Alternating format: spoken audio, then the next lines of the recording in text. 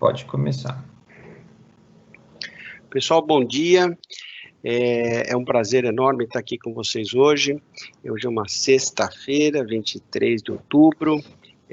Agradeço a todos aqueles que alocaram aí na sua agenda um tempinho para conversar e entender um pouquinho como é que nós estamos navegando os nossos investimentos na Previ Erickson nesse momento de pandemia e quais são as perspectivas que nós temos para o encerramento do exercício, né, que estamos caminhando para o final do exercício de 2020, que vai ser um ano que vai ficar registrado nas nossas memórias, né, e olhar como é que nós estamos imaginando o ano de 2021 e 2022, que serão anos extremamente desafiadores no que diz respeito à gestão dos investimentos aqui na Invest.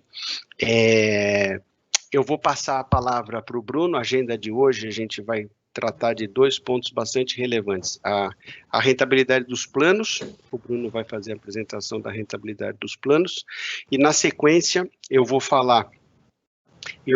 contextualizar a rentabilidade dos planos com as perspectivas econômicas e políticas também um pouquinho no meio do caminho, fazer um link com os dois assuntos, depois abrir para perguntas e eu espero aí receber bastante pergunta por parte da audiência aí. Bruno. Perfeito. Bom dia a todos, espero que todos estejam aí bem de saúde, nesse momento aí desafiador para todos, né? Bom, rapidamente vamos falar aqui um pouco sobre a rentabilidade dos planos, tá? Lembrando que a gente tem 3 planos, básico e suplementar ainda com muitos participantes, só que são planos fechados para novos entrantes, né? E o nosso carro-chefe hoje é o plano CD, tá? Vamos primeiro falar sobre o plano CD. Foi um plano que, de fato, ao longo desse ano, um ano totalmente desafiador, sofreu, principalmente nos meses ali de março e abril, especificamente março mesmo, no qual a gente chegou ali numa rentabilidade algo em torno de um pouco mais de 15% negativo, principalmente dado nossas exposições em bolsa de valores, tá? E a gente, ao longo de todo o ano, veio ensaiando uma boa recuperação. De fato, conseguimos uma recuperação em um mês de agosto, estávamos ali quase batendo, zerando o ano, estava muito positivo. E o mês de setembro foi um mês bem complexo, no qual todos os ativos e todos os segmentos tiveram retorno aí na faixa de 0 ou negativo, seja renda fixa, seja renda variável, seja multimercado. Então, a gente teve um mês de setembro bem desafiador, tá?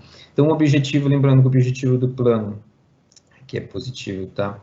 Só tem um errinho, é 4,37, não menos 4,37, e a rentabilidade acumulada no ano está menos 2,75, tá? Então, a gente está atrás ainda da meta, lembrando que esse plano é um plano novo e que a gente tem uma perspectiva de longo prazo para ele bem relevante, tá? Então, a gente acredita que no longo prazo, nos próximos 6 a 1 ano, a gente reverta toda essa situação, até mesmo esperando uma perspectiva positiva da economia e todos os aspectos relacionados, tá? Nos outros planos, plano suplementar e plano básico, são planos no qual a carteira tem menos riscos, né? São carteiras mais maduras, com uma posição em renda variável bem menor, uma posição em títulos públicos marcados na curva bem maior, o que faz com que os planos tenham uma volatilidade um pouco menor. Mesmo assim, no mês de março também sofremos bastante quando comparado aos meses anteriores, tá? Então, no plano suplementar também não estávamos conseguindo bater a meta, não chegamos ali bem próximo, mas aí veio o mês de setembro também e aí deu uma distanciada. Estamos próximos, ali quase 2 pontos percentuais para alcançar a meta. No plano básico já é um pouco diferente, a gente conseguiu no mês de julho já está batendo a meta atuarial. Em agosto, a gente persistiu ainda batendo a meta atuarial no ano, porém, em mês de setembro, com uma inflação muito alta, então a meta atuarial no mês de setembro foi acima de 1%, tá? E aí, com os segmentos com uma rentabilidade de 0 a negativo, criou-se essa boca de jacaré. Acabou de sair o IPCA 15 desse mês aí, de outubro, já vem um IPCA muito, quase o dobro da expectativa. Então, a gente espera que ainda o mês aqui de outubro tenha uma meta atuarial ainda mais forte.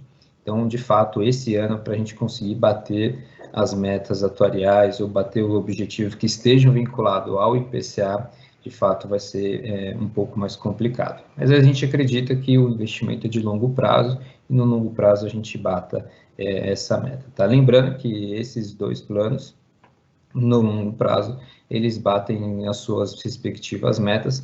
O plano CD fica um pouquinho abaixo quando a gente compara em um retorno de longo prazo, mas está bem alinhado às metas desse plano também, tá? Aqui a gente identifica por segmento cada plano, tá? Então, vamos falar dos 3 planos. Primeiro, o plano básico, que ele é mais simples para a gente falar.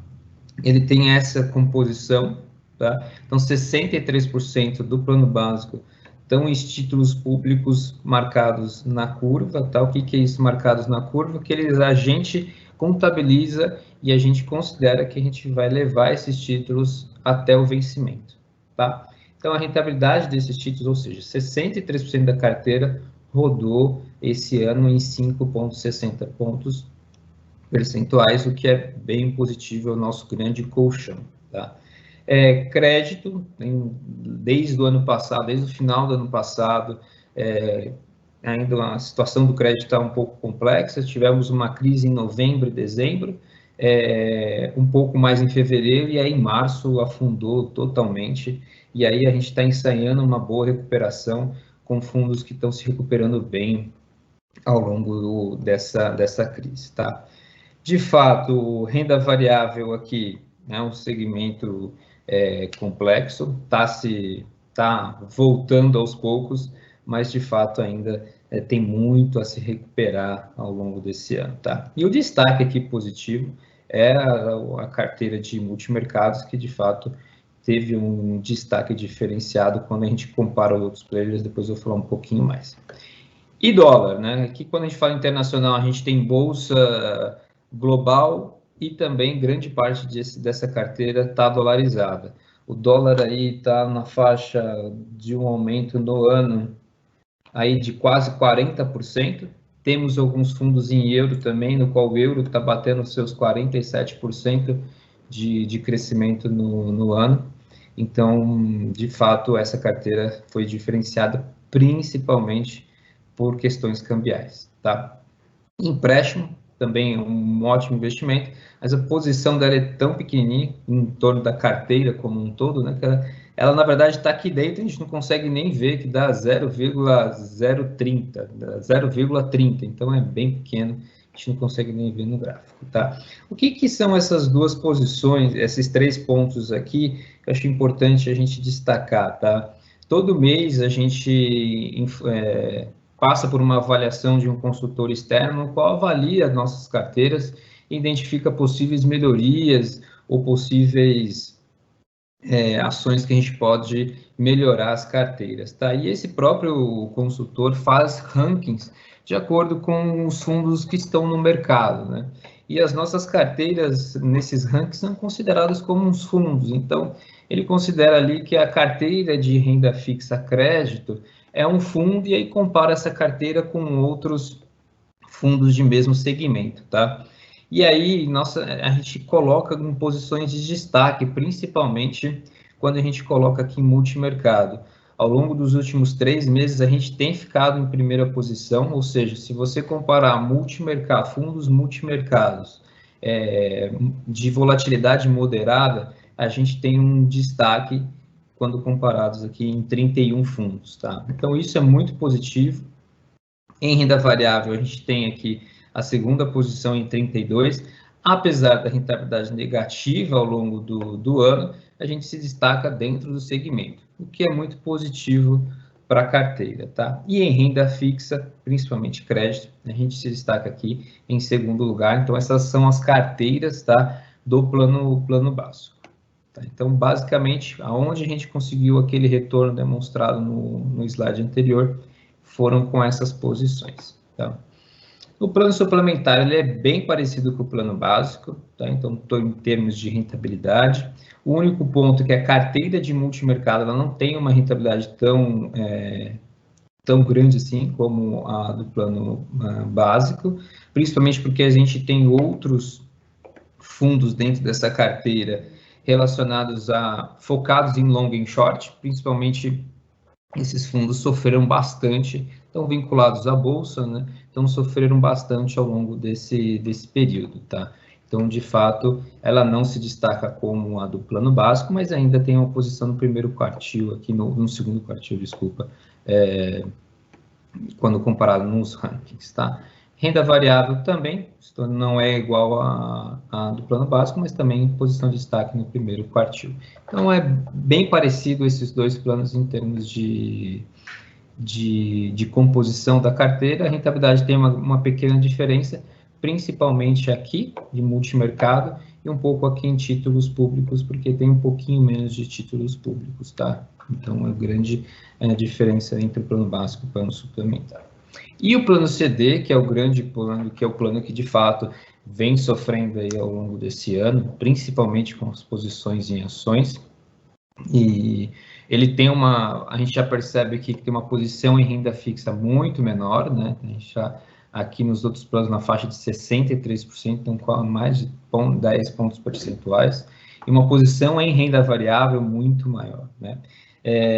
De fato, quando a gente verifica que ações, a gente tem caiu ao longo desse ano bem mais do que a Bovespa, principalmente porque a gente entrou nesse segmento de ações ao longo do ano, né, principalmente ali um pouquinho na segunda quinzena de janeiro e a primeira quinzena de fevereiro, tá? Então a gente sofreu bastante ao longo desse período. Mais uma vez, é um plano de perspectivas de longo prazo, a gente acredita que isso é possível, é factível a gente reverter essa situação, tá? Então, fundos multimercados veio com uma posição muito boa. Internacional, tivemos grandes destaques aqui, principalmente com posição em dólar. Empréstimo também, ele até é um pouquinho maior do que os outros planos, quase 1% também agregou.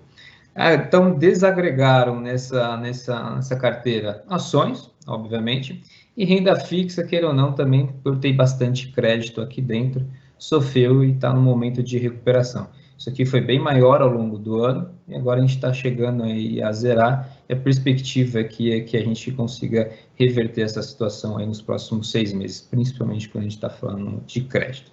Bolsa é um pouquinho mais complicado a gente saber quando vai conseguir reverter isso, mas o tracking é positivo e isso que é muito bom, né? A gente vem desse grande momento de recuperação, mês de setembro extremamente desafiador, mas que a gente acha que no longo prazo, então tudo vai demonstrar aí as perspectivas para os próximos períodos, são desafiadoras, mas no longo prazo a gente consegue reverter essa situação, tá? Então, fico aqui, qualquer dúvida, por favor, pode nos questionar e a gente vai colocando as questões ao longo da apresentação. Tatúlia, é contigo. Ok, Bruno, obrigado.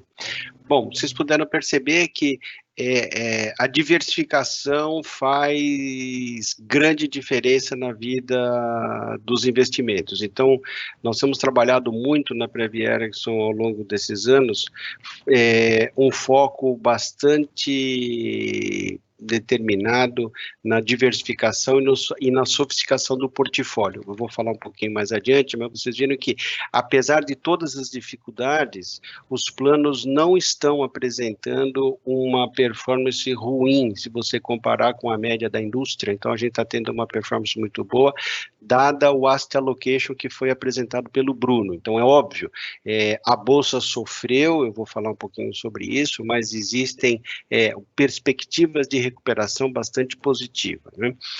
Só para iniciar um pouquinho o nosso bate-papo, fazer um aquecimento e uma retrospectiva. Nós fizemos, nessa mesma época, no ano passado, em 2019, meados de outubro, a gente já estava construindo a política de investimento dos próximos 5 anos. Como hoje estamos construindo a nossa política de investimento para os próximos 5 anos, que nós vamos submeter à aprovação do Conselho Deliberativo da Prev no mês que vem.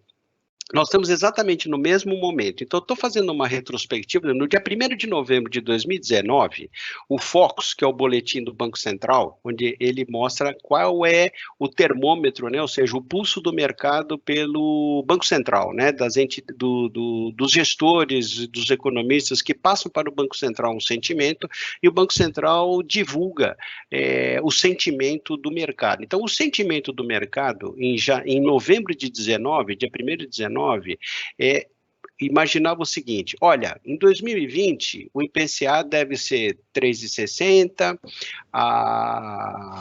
o PIB deve crescer 2%, o câmbio deve ser 4% e a Selic deve ser 4,5%. Era esse o termômetro do mercado, era essa a fotografia do mercado, foi essa mesma informação que nós mostramos para o Conselho lá atrás, aprovamos um Asset Allocation para 2020 e, obviamente, as usual, nós começamos janeiro e fevereiro, o Bruno já bem disse, executando a política de investimento, fazendo tudo o que tinha que fazer. Porém, com o advento da pandemia, confesso que nós não imaginávamos que a pandemia ia atingir a proporção que atingiu. Nós imaginávamos no primeiro momento que ia ser uma coisa muito localizada, como aconteceu a gripe suína no passado, como teve o SAR, outras pandemias, Ebola, que não viria nesta proporção e nessa magnitude em outros continentes. Infelizmente, aconteceu o pior, né? A pandemia, ela veio em situações e dimensões bastante relevantes, né? E o que aconteceu? Nós estamos vendo hoje um IPCA, posição de 2 de outubro, deve fechar o ano ao redor de 2%, mas o Bruno já fez um comentário de IPCA que eu já vou retornar já.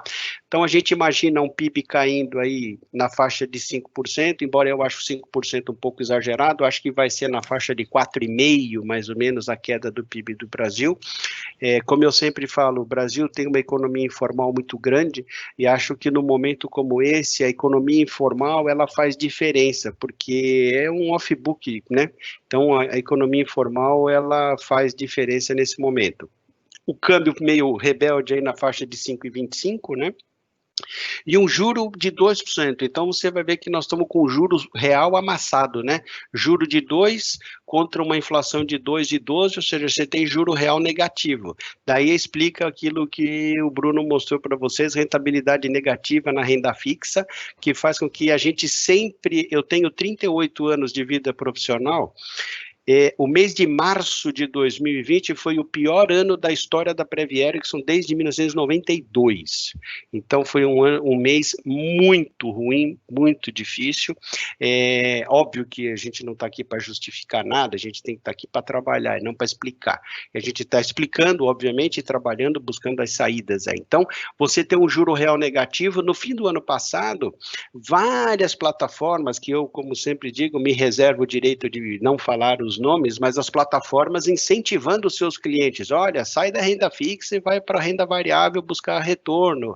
Então, muita pessoa física saiu efetuando os saques dos fundos de renda fixa no final do ano passado, basicamente concentrado no final do terceiro trimestre e para o quarto trimestre, né, outubro, novembro. Novembro deu uma diminuída, mas setembro foi um saque assim vigoroso, setembro e outubro, muito dinheiro da renda fixa indo para a renda variável, basicamente indo para a bolsa. Tem um slide específico para isso.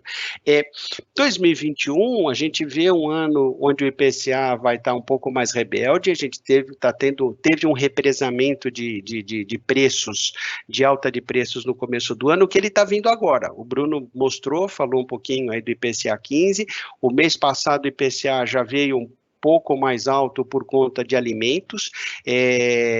Alimentos, na verdade, o que está acontecendo? Teve problema de uma seca que prejudicou um pouco a safra de soja, prejudicou um pouco a safra de grãos, está prejudicando o gado, um monte de coisa, e faz com que aumente o preço do farelo, aumentando o preço do farelo, aumenta o preço da ração, aumenta o preço da ração, aumenta o preço da picanha do final de semana. Então, é o efeito em cadeia que está acontecendo isso. Então, a inflação, e à medida que está tendo oferta por conta do auxílio emergencial também, porque o governo começou distribuindo inicialmente R$600, depois distribuiu R$300, querendo ou não, isso foi uma injeção de consumo, as pessoas acabaram correndo para o consumo, então a gente viu arroz ficar mais caro, feijão ficar mais caro, a comida ficando mais cara, né? Então, acredito que o ano que vem a inflação vai ser um pouquinho mais rebelde que esse ano. O PIB deve crescer entre 3,5%, aí, câmbio fica aí ao redor dos 5 mesmo, e uma Selic de 2,5. O juro volta a crescer a partir de 2022 e 2023, ele volta a crescer por conta de que a rolagem da dívida pública vai ficar mais complexa. Nós estamos saindo de uma dívida PIB de 75% do PIB, a gente está vai fechar o ano com uma dívida PIB ao redor de 95% do PIB. E se a gente não fizer nada, vocês estão acompanhando a imprensa, o debate furar o teto, não vai furar o teto, papapá. A gente já viu o que acontece não com responsabilidade fiscal, a gente sabe já o que acontece, a gente já viu esse filme, né? Então, o governo, para financiar a rolagem da dívida pública, vai ter que pôr prêmio, e prêmio significa aumentar a taxa de juros. Então, eu acredito numa recuperação das taxas de juros dos títulos públicos a partir de 22 e 23. Mais uma vez, essa é uma opinião, eu até esqueci de fazer aquele disclaimer tradicional que eu faço, eu vou fazer agora. Esta é a minha opinião da Prev Erickson, é uma opinião dos economistas da Prev Erickson, que sou eu e o Bruno, da nossa equipe de economia. Não é a opinião das patrocinadoras, eu falo aqui da Erickson, da Venturos e da Erickson Inovação, cada empresa tem o seu economista, cada empresa tem a sua avaliação de mercado. Essa aqui é uma avaliação específica da Prev Erickson, focada para o investimento, diferente da avaliação que os economistas da Erickson fazem com relação ao futuro do segmento de telecomunicações, que é o ramo de atuação da patrocinadora, né? Então, aí cada um olha de uma vertente diferente. Então, a gente acredita numa recuperação no mercado para 2022 e 2023. Esse ano, nós temos eleições municipais, acho que isso vai fazer um pouco de preço, já vou mais um pouquinho para frente eu falo sobre isso. E 2022 a gente tem eleições presidenciais e também vou falar isso depois. Então, todos esses números, assim, no dia 2 de outubro era essa a figura do mercado. Mais para frente a gente vai ver como é que está a figura do mercado, que esses números eles movimentam ao sabor das perspectivas políticas e econômicas. Bruno, podemos passar. Bom, esse slide já mostrei numa outra oportunidade para vocês. Com a pandemia, eu acho que foi um momento onde as empresas puderam testar as suas capacidades, as suas forças. Os mais fortes vão sair mais fortes e os mais fracos vão ficar mais fracos ou vão até ficar pelo caminho. Aqui alguns vão se reinventar. Então, acho que a gente está tendo uma transformação muito forte no mercado. Então, você tem aí essa figura, eu acho bastante interessante, que você tem aí os potenciais sofredores, perdedores aí no período da pandemia e os potenciais vencedores, né? Então, a gente vê aí como setores que foram muito afetados, por exemplo, turismo, aviação, parou tudo, hotel, hotelaria fechada, pacote de turismo fechado. Essa semana a CVC divulgou o resultado do segundo trimestre, empresa fechou com prejuízo de 252 milhões de reais de prejuízo. Então, você tem as empresas aéreas sofrendo. Isso não é só um fenômeno brasileiro, você tem lá a Lufthansa sofrendo na Alemanha, você tem a American Airlines sofrendo nos Estados Unidos, então você tem aí as empresas aéreas sofrendo de um modo geral. Setor de construção civil um pouco aquecido no Brasil, esse gráfico é um gráfico internacional, mas a gente vê que aqui a indústria de construção civil no Brasil está muito aquecida. Então, acho que por conta do juro muito baixo, isso também tem trazido bastante interesse por compra de apartamento, as pessoas com o home office trocarem dos seus imóveis, mas mesmo assim acho que a gente tem que ficar um pouco de atenção a essa evolução do mercado de construção civil.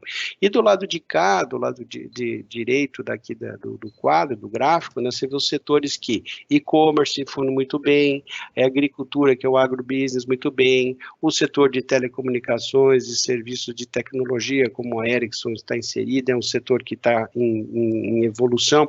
Veja que as redes estão funcionando, eu acho que ficou provado que TI, telecomunicações, são segmentos importantes.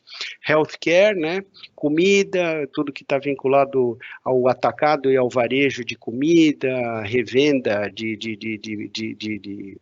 relacionado a comida, né? E medical care, serviços médicos, então esse por conta da longevidade, esses são aí os setores vencedores, né? Bruno, podemos mudar. Como é que a gente está vendo a recuperação econômica?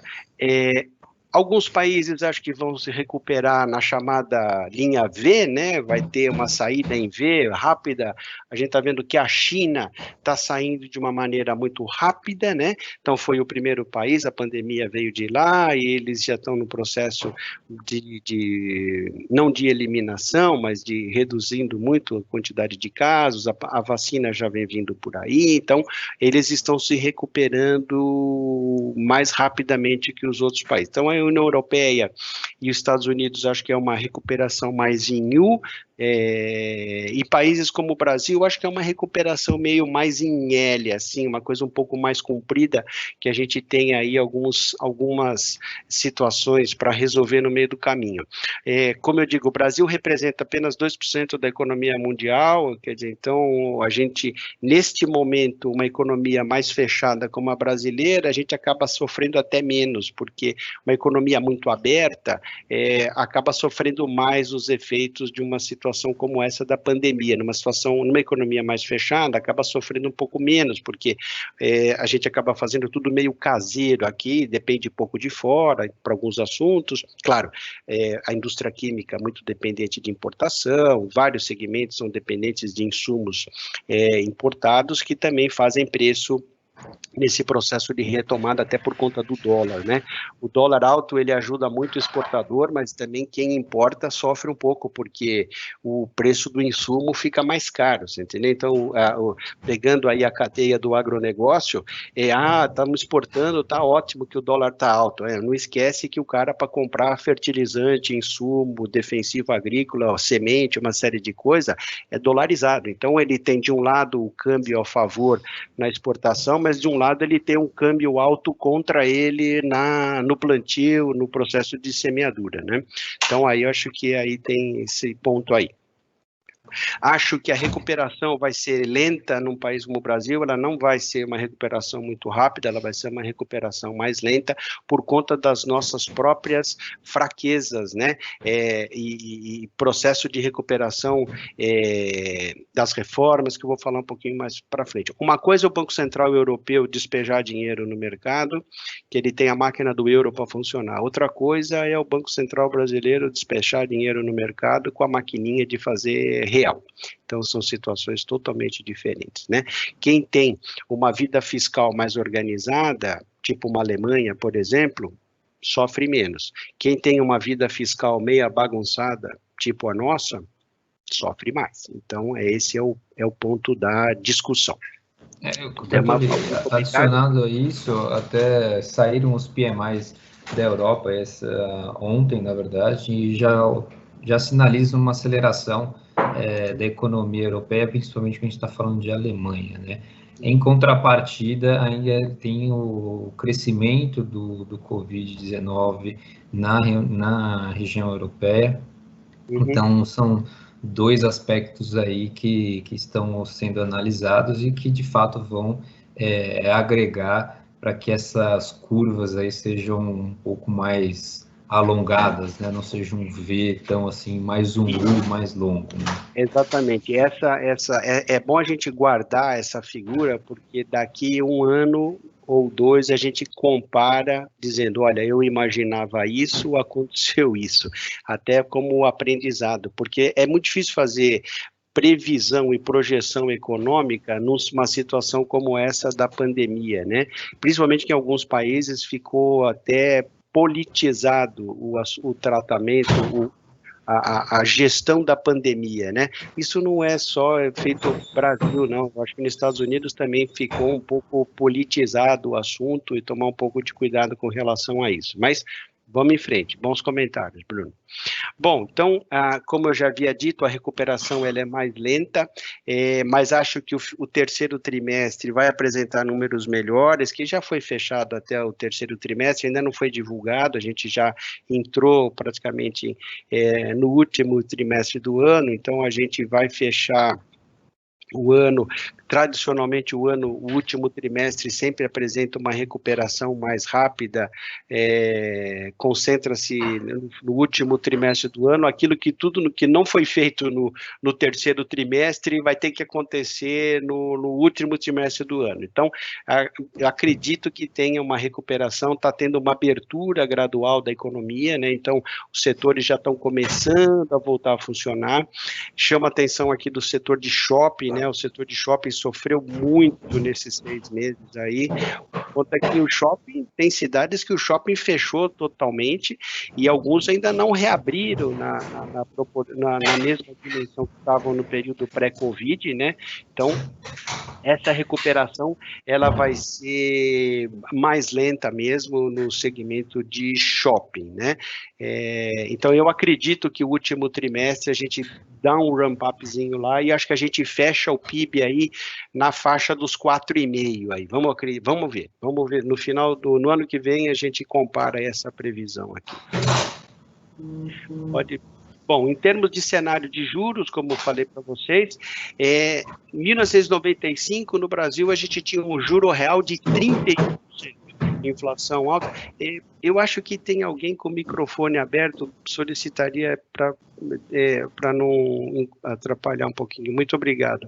Em 1995, nós tínhamos uma taxa de juro real de 31%, então, na verdade, as empresas tinham uma margem financeira muito grande, né? Tinha empresa, talvez muitos aqui no qual não tinham nem nascido ainda, a empresa ela não tinha uma rentabilidade operacional interessante, mas ela tinha uma rentabilidade financeira nas suas tesourarias absurda, porque você tinha um juro altíssimo, né?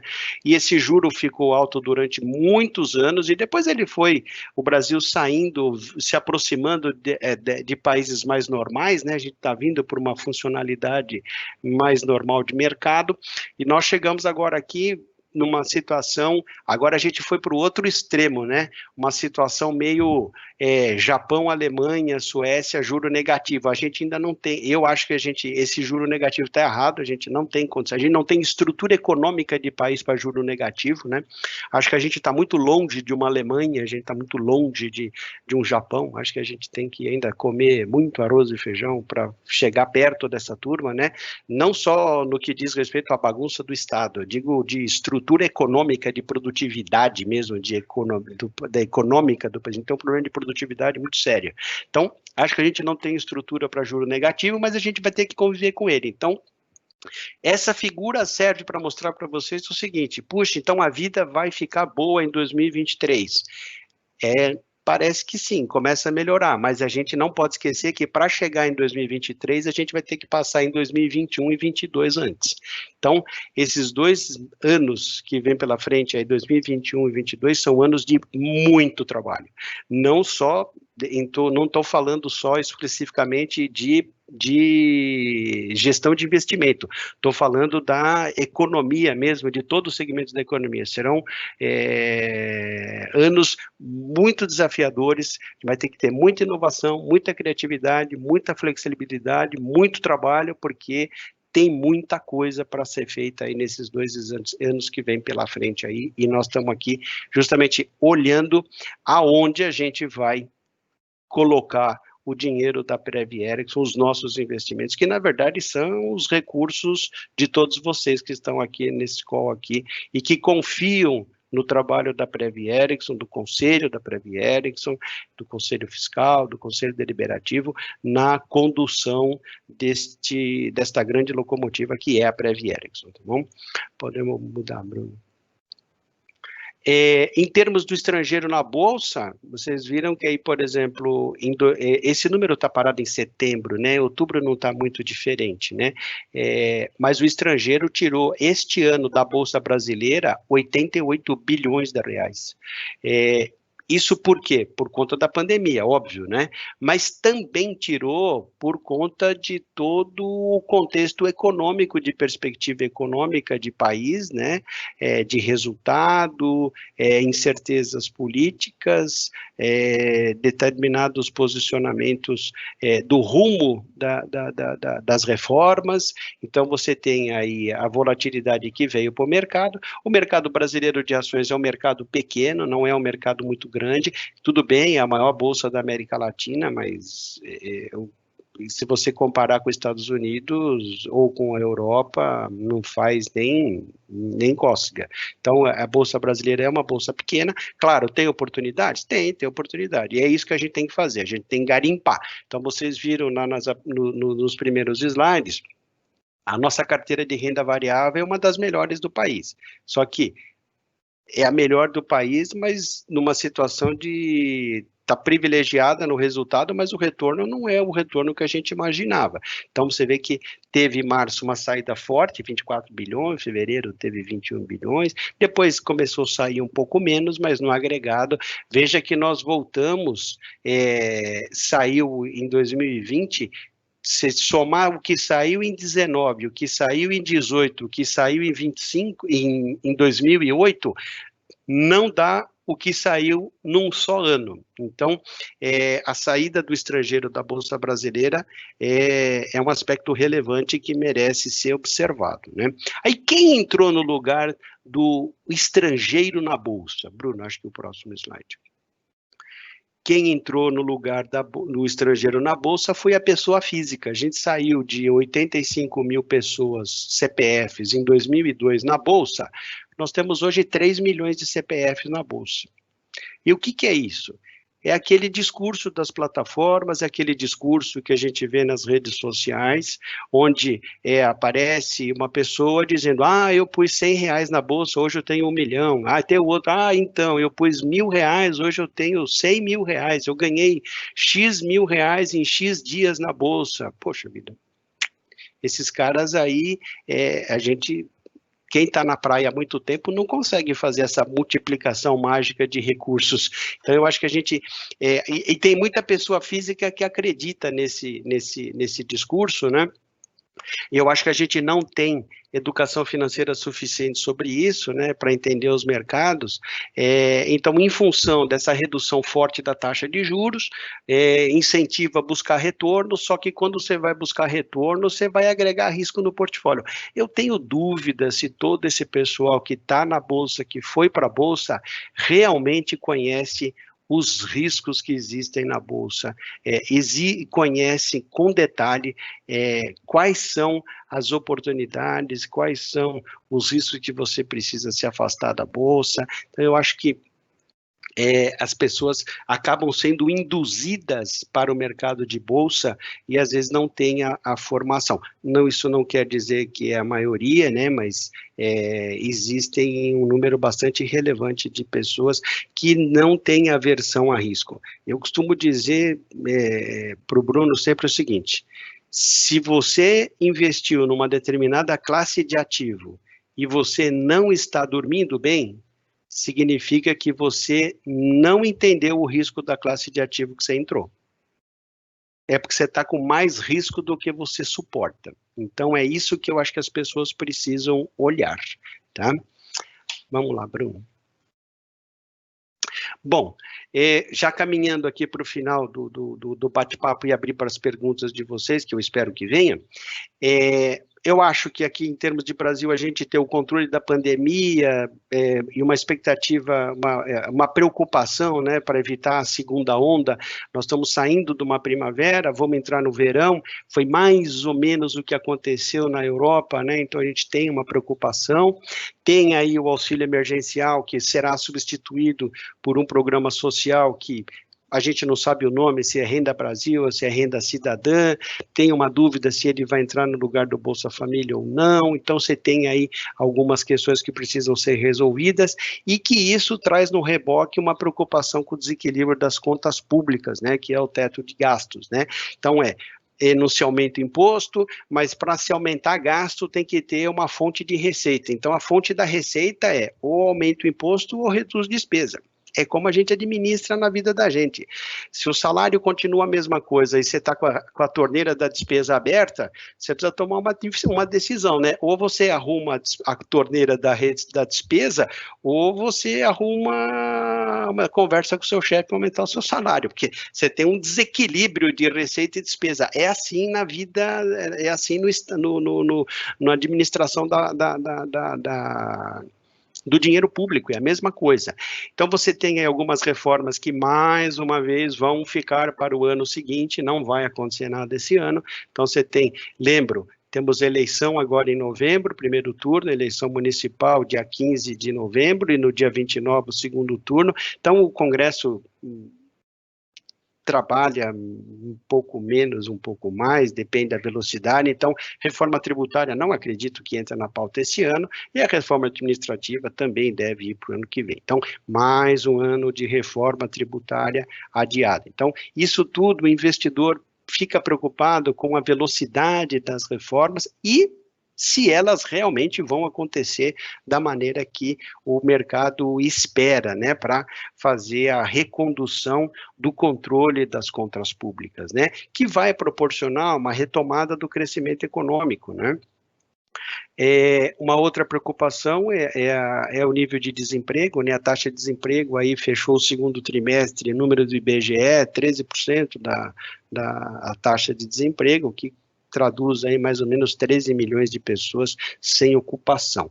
Então, a gente espera aí que a retomada de setores que puxam muito a contratação de mão de obra, então, por exemplo, construção civil, puxado aí não só para o setor residencial, mas a construção civil pesada, para infraestrutura, onde você precisa muita coisa na infraestrutura do país, e eu acho que a construção civil aí ajudaria bastante a reduzir essa legião de desempregados aí, puxando essa turma para, claro, e aí vem no reboque outros segmentos no meio do caminho, né?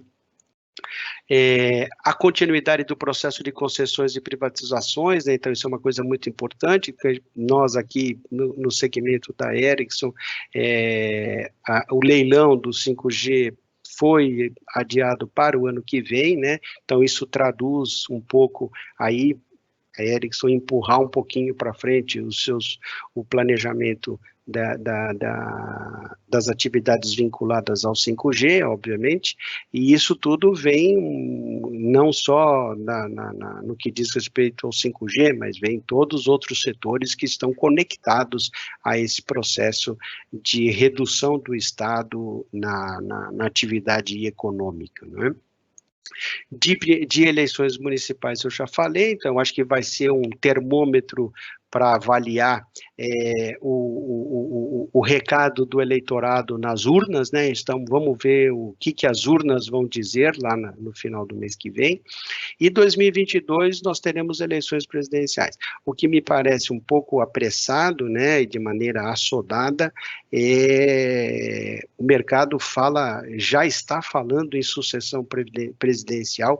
Nós estamos em 2020 ainda, tem 2 anos a gente já está falando, e e já começa a trazer instabilidade, porque todo mundo já começa a ficar meio preocupado com discussões antecipadas. Então, eu acho que essa pauta está muito antecipada. Eu acho que a gente tem que deixar isso para um segundo momento. Eu acho que a turma tem que trabalhar mais nesse assunto. Né? E isso tem um impacto total nas questões de reformas, né? Não tem nem isso dúvida. dá um atraso, dá uma Total. perspectiva mais negativa para a execução das reformas necessárias. Né? E isso arrasta a volatilidade para o mercado, né, Bruno? Faz com que o dólar fique um pouco agitado, faz com que a bolsa fica nesse... Ontem a bolsa, nós estamos falando antes de entrar no call aqui com o Bruno. Ontem a bolsa subiu 1 e pouco, né? Então, no mês, ela está 7,75. A bolsa... fechamento de ontem, tá? Daqui a pouco vai abrir o mercado. Então, você tem o mês de outubro andando a 7,75, mas o ano está andando com 11,87 negativo. Então, você tem, esse ano a Bolsa não entregou nada. Então, quer dizer, eu imagino aquela pessoa física que entrou em janeiro, antes da pandemia, e eu imagino como está essa pessoa física hoje. Ele fala, pô, mas eu perdi 11% do meu dinheiro. Eu falei, então, a vida é assim, amigo. Se você pensar no curto prazo, é isso que você tem que olhar. Por isso que o discurso que o Bruno construiu no início da apresentação meus amigos, o nosso negócio aqui é um negócio de longo prazo. A gente não está olhando o day by day do mercado para dizer, hoje a gente ganhou, a gente perdeu. Não, não é isso. A gente olha, nós construímos o nosso portfólio na Previ Erickson, são posições construídas de modo estrutural, olhando o longo prazo e investindo os nossos recursos naqueles setores que nós entendemos e acreditamos que serão setores vencedores. Obviamente, uma situação tipo uma pandemia, por exemplo, um cenário econômico que não se confirmou. Então, por exemplo, momentos de cauda, né, eventos de cauda, tipo a pandemia, o Joesley's Day, greve dos caminhoneiros, são coisas que estão fora do nosso controle e que o portfólio tem que estar sempre construído para sofrer. Vocês viram que nós sofremos um pouquinho, mas não tivemos só uma amassadinho no para-choque, a gente não deu perda total no carro. Então a gente continua com nossa trajetória de longo prazo. E essa é uma estrada que a gente tem que percorrer com cautela, com prudência, com responsabilidade. Nós não vamos ultrapassar a velocidade, a gente não vai fazer ultrapassagem em faixa contínua, a gente não vai acelerar em momentos desnecessários, a gente vai trabalhar com responsabilidade e com prudência, sempre olhando o longo prazo. Bruno, podemos virar. Bom, olhando lá fora, né, a gente tem aí a segunda onda que está, infelizmente, acontecendo na Europa e nos Estados Unidos. Então, você tem alguns países na Europa, Inglaterra, Espanha, Itália, um pedaço da Alemanha. Então, você tem alguns países lá da União Europeia, exceto, óbvio, a Inglaterra, que não está mais fazendo parte da União Europeia, mas a segunda onda preocupa um pouco, atrapalha um pouco a recuperação econômica, e Estados Unidos, você tem alguns estados nos Estados Unidos que está tendo aí uma volta do vírus, que isso é uma coisa que preocupa bastante e que atrapalha o processo de recuperação. E não obstante a isso, você tem nos Estados Unidos, onde teve o debate, né, entre o Trump e o Biden, né, então isso vai fazer preço, porque é uma economia importante, dependendo da escolha, o processo nos Estados Unidos, a eleição é um pouco diferente da brasileira, né? O povo vota, mas na verdade quem vota, quem vai ser o presidente são os delegados, é diferente um pouco do Brasil.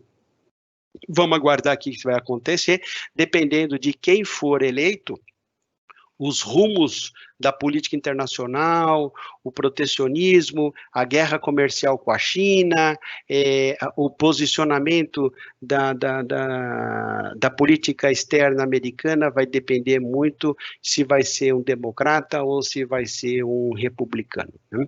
Então, aí a gente tem que aguardar como é que isso vai acontecer.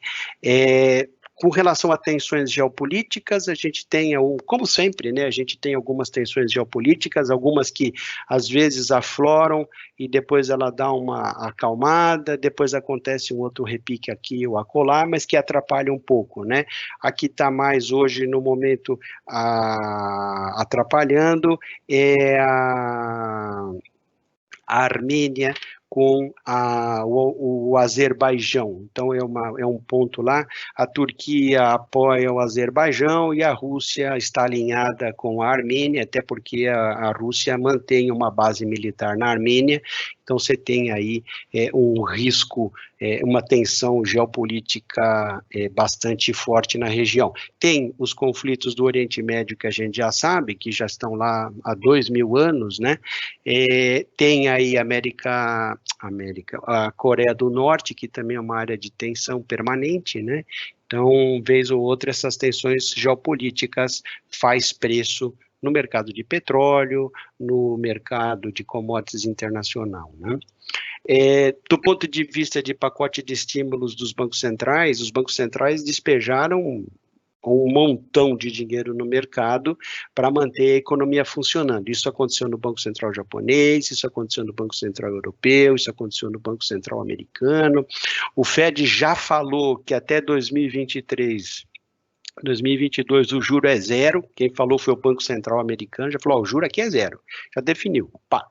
Então, o cara já sabe, o gestor de um fundo de pensão americano ou de um fundo de pensão europeu, já falou, título público americano é zero, então vamos garimpar a oportunidade.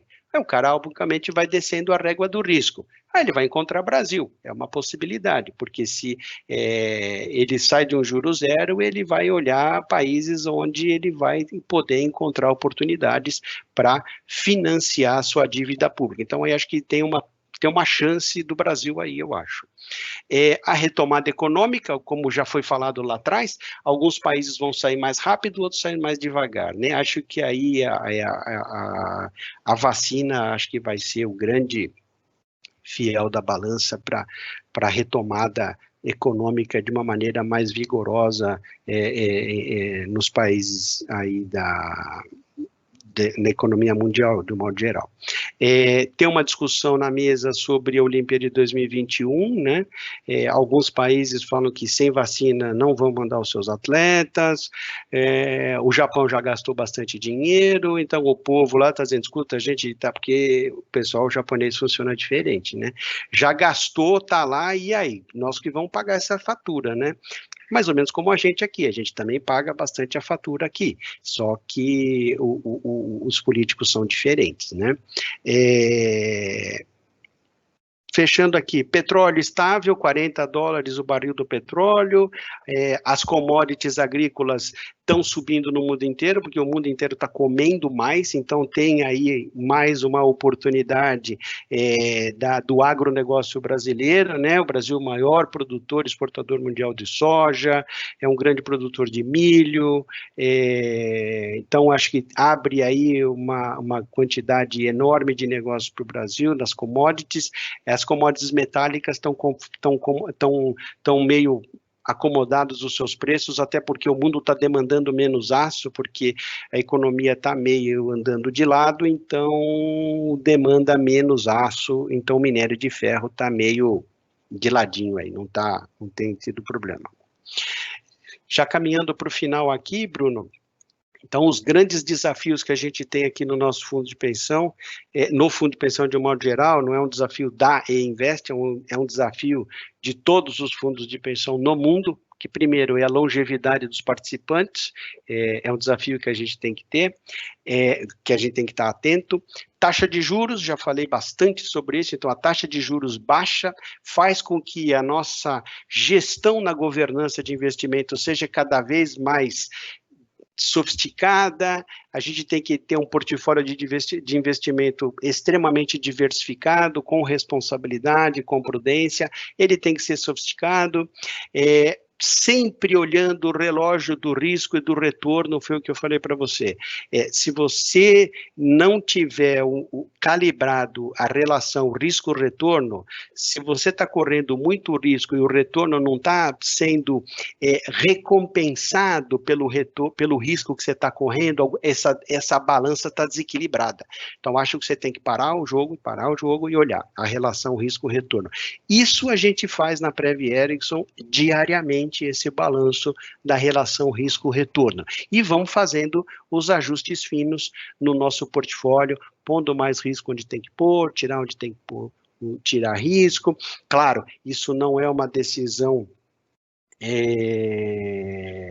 isolada da diretoria da Prev Erickson, não é uma decisão minha, ou do Edivaldo, ou do Cássio, que trabalham comigo na gestão do dia a dia, ou do Bruno. Essa é uma decisão que a gente leva para o Conselho Deliberativo, discute, estressa, todos os conselheiros dão a sua opinião, e aí a gente acaba tomando uma decisão colegiada. Então, é decisão colegiada, pensada, onde todos os pontos são levados em consideração. E, por fim, o outro desafio muito importante, e eu acho que hoje a gente está cumprindo parte desse assunto, que é uma comunicação clara, eficiente com o participante, está próximo do participante, é um momento de dificuldade na vida dos investimentos, então a gente tem que estar aqui, está explicando o que está acontecendo, onde a gente efetivamente acertou, onde efetivamente a gente não está tendo a sorte que a gente, o sucesso que a gente imaginava, né? Porque eu sempre falo que sorte, claro, a sorte ela te acompanha um pouco, mas se você não for competente, também não adianta nada você ter sorte, né? Quantas vezes você já viu a bola cair no pé do cara para fazer o gol, ele chuta para fora, né? Então precisa ser competente, não basta você ter só sorte. Então acho que no nosso caso aqui da Prev Erickson, acho que a gente trabalha de uma maneira bastante técnica, comprometida e responsável.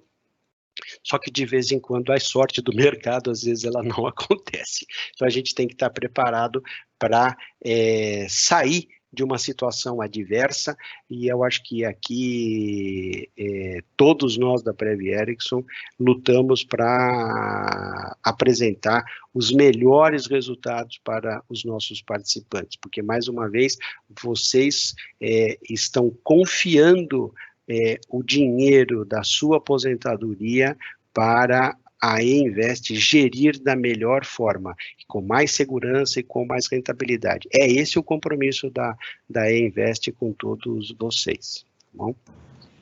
Perfeito. Bruno, temos uma dúvida aqui. Uma dúvida. Uma pessoa não falou. Com a saída aí do investidor estrangeiro, né, Túlio, e a entrada do investidor pessoa física, aí a pergunta seria que esse impulso coordenado é uma substituição do capital estrangeiro que deixou aqui de investir? Então, sim, essa transição, como que se dá essa transição?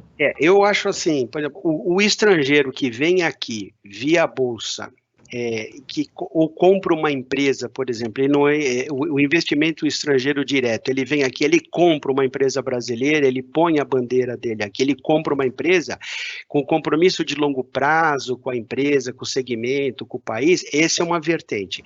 O investidor de bolsa, que entra na bolsa, ele entra por um determinado período, para surfar aquela determinada onda, depois ele cai fora. Então, é um dinheiro de muito curto prazo. E que é assim, ele entra e sai rapidinho. Ele não tem muito compromisso. Ao primeiro susto, ele cai fora. Eu não estou querendo jogar praga nas pessoas físicas que estão na bolsa, até porque eu também tenho um dinheirinho lá na bolsa, mas eu acho o seguinte, você tem que ter estômago para resistir o risco. Se você pegar um gráfico da bolsa, a bolsa ela bateu 70 e poucos mil pontos no auge da pandemia, né, Bruno? Me ajuda aí com os números. Ela foi a 75 mil pontos, depois ela está a 101. Quer dizer, então você percebe que a bolsa vai lá no fundo e vai. Tem pessoa física que fala, nossa, eu não posso continuar perdendo, o cara vai sair. Então, assim, o cara vai sair, vai ter um fundo de pensão lá fora, ou vai ter um outro investidor que vai estar comprando a posição desse cara na baixa, aí ele vai ganhar. Por isso que às vezes a gente vê as pessoas falando, puxa, eu entro na bolsa, eu só perco dinheiro na bolsa. talvez você entra na hora errada e sai na hora errada. Então, agora não é momento, por exemplo, a bolsa subiu muito. Talvez não seja um bom momento entrar na bolsa agora. Agora, talvez seja um bom momento daquele cara que comprou o papel lá atrás, no auge da pandemia. O cara entrou lá no auge da pandemia, a bolsa 75 mil pontos, ele comprou. Agora a bolsa foi a 101, ele sai. Então, o gestor, o cara que quer especular em bolsa, eu estou até extrapolando um pouco a pergunta, mas eu acho assim, ele tem que ter um target de retorno. Bateu o target de retorno, cai fora. Então ele fala assim, eu quero ganhar quanto? Eu quero ganhar 10%. Bateu 10%, cai fora. E é o que fazem alguns fundos, os hedge funds fazem quando opera a Bolsa Brasileira, ele tem um target de retorno. Bateu o retorno, ele vende. Ah, mas vai subir mais. Eu não tenho compromisso. Eu não casei com esse papel. Ele tem um target de retorno. Então, eu acho que esse processo de substituição do investidor brasileiro pelo investidor estrangeiro foi neste momento de transição por conta da pandemia, mas não acredito que o investidor brasileiro tenha o mesmo calibre para substituir o estrangeiro no longo prazo. Não, não tem. Acho que a gente tem limites aí de operação aí. Eu acho. Não sei se eu consegui responder, né?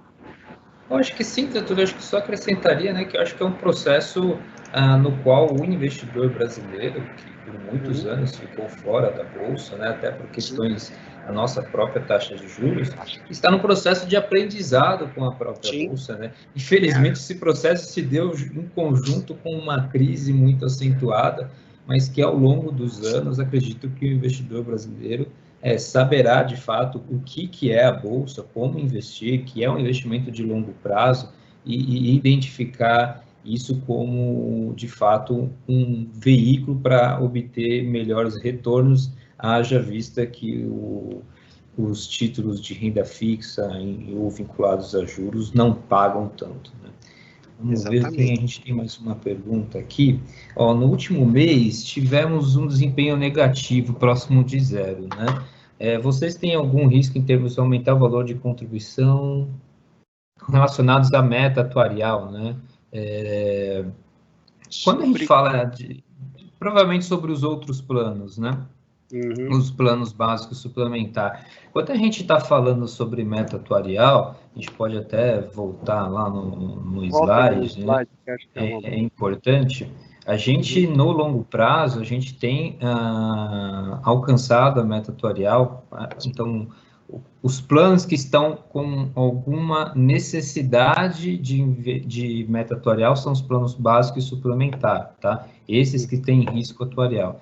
No longo prazo, esses planos têm, de fato, atingido a sua meta atuarial, e isso é demonstrado, a gente pode até demonstrar numa próxima live como que está no longo prazo. De fato, esse ano é um ano totalmente atípico, né? Um ano bem complexo, mas que a gente acredita que quando a gente faz a consolidação de 5 ou 10 anos desses ambos os planos, a gente está batendo na meta atuarial. O desafio futuro, de fato, é um negócio diferenciado. Como o Tatturi disse, a taxa real é uma taxa real de perspectiva negativa, ou seja, para que a gente mantenha a meta atuarial, que hoje é IPCA mais 5, a gente precisará assumir muito mais riscos, né? Então, o que a gente vem discutindo, né, Tatturi, até fazendo estudos, é, de fato, reduzir um pouco essa meta atuarial. Tem alguns impactos no passivo, não tem impacto diretamente com a rentabilidade diretamente e nem contribuição do participante, né, nesse assunto, Perfeito. né? Nem contribuição do participante, nem contribuição da Ericsson, não há necessidade de contrapartida, de aumento de contribuição para fazer esse movimento. Acho que é um movimento racional, que a gente vai levar esse trabalho para o Conselho Deliberativo nos meses de novembro ou dezembro, a gente não sabe ainda, mas provavelmente novembro, da necessidade de reduzir a meta atuarial, porque a régua está muito alta. Eu não entendo, eu não sou um atleta, mas é assim, é a mesma coisa que você quer pular um sarrafo alto com vara curta, você não vai conseguir. Então, você vai ter que dar um salto muito forte, fazer um movimento muito arrojado, vai pôr muito risco no plano, para bater a meta do IPCA mais 5. Então, o que a gente tem que colocar numa discussão assim, escuta, será que IPCA mais 5 não está muito alto o sarrafo? Vamos baixar um pouco o sarrafo para diminuir o risco. Então, aí a gente diminui a meta, traz a meta mais para... É importante frisar que essa meta de IPCA mais 5, ela está desde 1992 na Prev-Erickson. Então, ao longo desses 28 anos, não foi necessária essa discussão.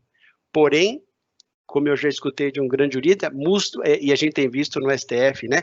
Muda-se o tempo, mudam-se as vontades, né? Então, eu acho que agora está na hora de pôr uma discussão na mesa que é mexer na taxa. A gente nunca fez isso ao longo de 28 anos, mas ao longo de 28 anos não foi preciso. Agora é preciso. Então, agora a gente precisa discutir esse assunto. Vamos levar para frente esse assunto. Acho que o Conselho tem total sensibilidade e vai entender esse assunto da taxa de juros, e a gente vai trazer, diminuir o risco, consequentemente, diminuindo a meta atuarial, a gente vai reduzir o risco do plano e automaticamente as coisas vão se equilibrar, tá certo? Então, esse é um para-choque importante, né?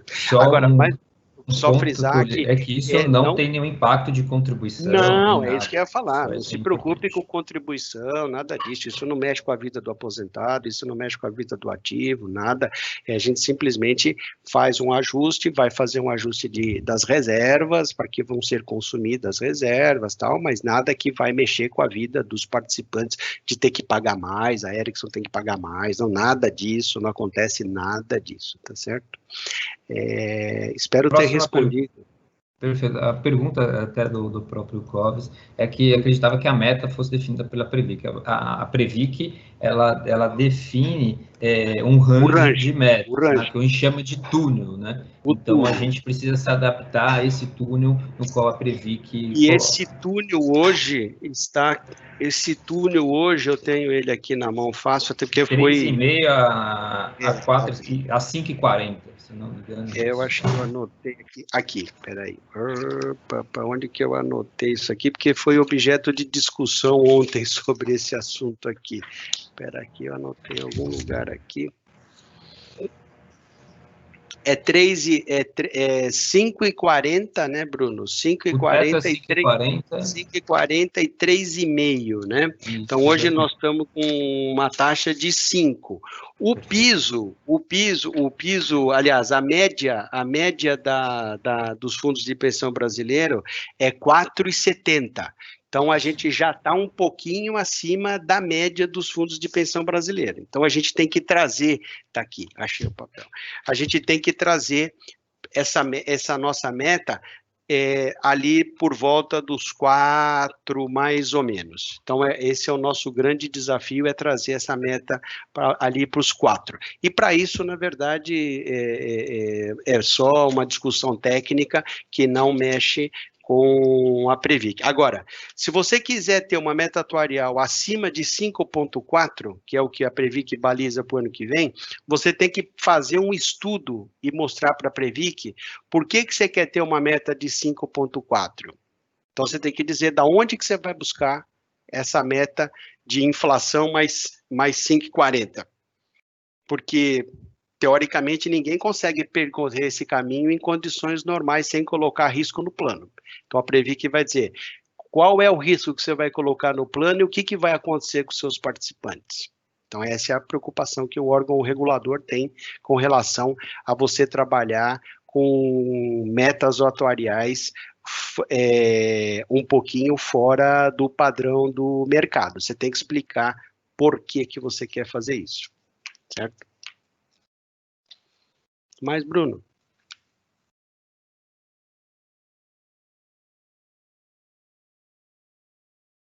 Não estou te ouvindo, Bruno. Acho que eu deixei no mudo. Me desculpa, mais alguma coisa? Não temos mais nenhuma pergunta. A gente chegou a ter aproximadamente 30 pessoas, tá? Então foi ótimo. Pequeno, foi bom, mas pequeno.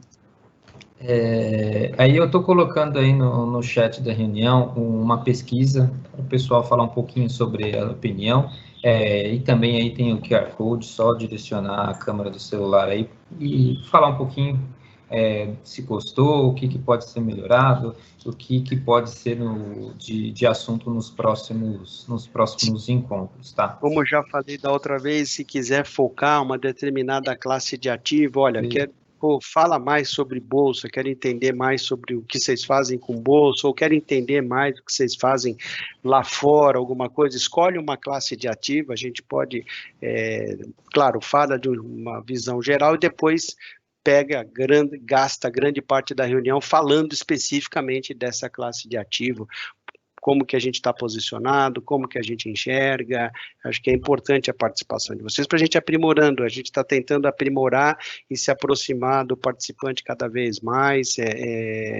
Infelizmente, eu agradeço muito ao tempo e a participação dessas 30 e poucas pessoas que estão penduradas aqui no call, que eu acho que para nós, quantidade é importante, claro que mas é importante também aqueles que participam ativamente, as contribuições que são sempre bem-vindas para a gente estar nesse processo contínuo de melhoria e de transparência de tudo que a gente faz aqui na Prev.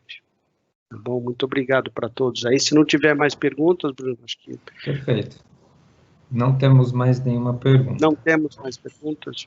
Então, queria agradecer a presença de todos aqui nesse call, desejo que todos tenham aí um excelente final de semana, se cuidem aí com relação à pandemia, estejam aí utilizando todos os mecanismos de proteção da saúde, e que espero, sinceramente, vê-los em breve, pessoalmente, ou no escritório da Ericsson, ou em algum lugar aí exclusivo para estar discutindo sobre os investimentos da E-Invest, tá bom? Muito obrigado pelo tempo de todos aí, bom final de semana mais uma vez.